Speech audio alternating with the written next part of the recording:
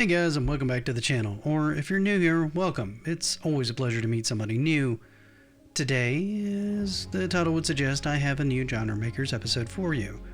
What this is, I hear some of you asking, is where I look at various different games looking for ones that either define or redefine how we look at a given genre. And today is really no exception, because this is a game born off a mod that became a full-blown game and, well, influenced generations of games. In this case, I'd like to go into Counter-Strike. We'll talk about how it started, how the early game worked, how it's evolved into, what it's evolved into, I should say, and theorize on how much the industry that it had an impact on. So with all that said, take a moment to get a snack and a drink and settle in for a while as we go into Counter-Strike. Now, it's impossible to talk about Counter-Strike without digging into Half-Life a bit. Released in 1998, Half-Life redefined how we thought we approached first-person games. The ability to destroy many of the items in the environment allowed for flexibility in approaches not only in combat, but in how you navigated the environment.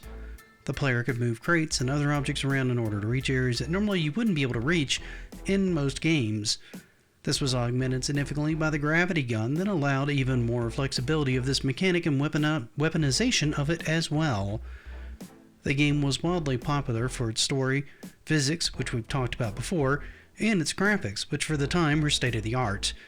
It was also, like many games at the time, very moddable. It didn't take long for mods to be developed, and one of the most popular came from some gamers known as Man Gooseman and Les Cheffy, known simply as Counter-Strike. The premise behind this game was simple. Players would arrange on either side of the map, split between terrorist and counter-terrorist. The objective would sometimes be defending or holding an area in which the bomb was placed for the terrorists, or trying to assault the location and defuse the bomb on the counter-terrorist side. It might be a hostage situation where the terrorists would hold a number of hostages and the counter-terrorists would again have to assault the location. Now, it's not the most original premise, but how it was executed and the amount of realism made it something very, very special. You see, you had a limited amount of money to be able to buy guns, ammo, grenades, etc. before a match. Your performance would reflect how you got going into the next round. Winning would also net you a little bit more cash to spend the next round. On top of this, death was serious in this game. Once you were down until the next round, giving the other team an advantage in numbers. The guns themselves also had more realistic recoil and spread. This was a more grounded, slow-paced, and methodical game, at least compared to games that were out at the time that drew a very loyal fan base very quickly. This got the attention of Valve, who acquired the rights to the project in 2000 and released the mod as a full retail project. This would lead to a series of new projects in the main line and tangent lines of development over the course of years and years of development.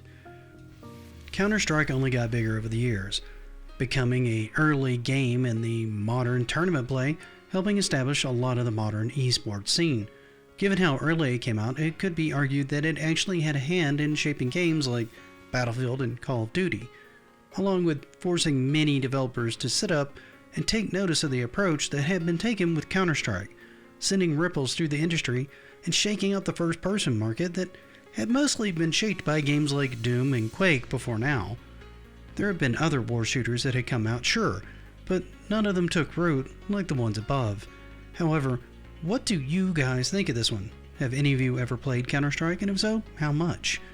Is there another shooter you think has had as much or more influence than Counter-Strike? What types of shooters, if any, do you play? Let me know in the comments. While you're there, if you don't mind, please leave this video a like. And if you see more of my stuff you like, consider following the channel. That actually helps me out a ton. Till we meet again though, thank you so much for watching, and happy gaming.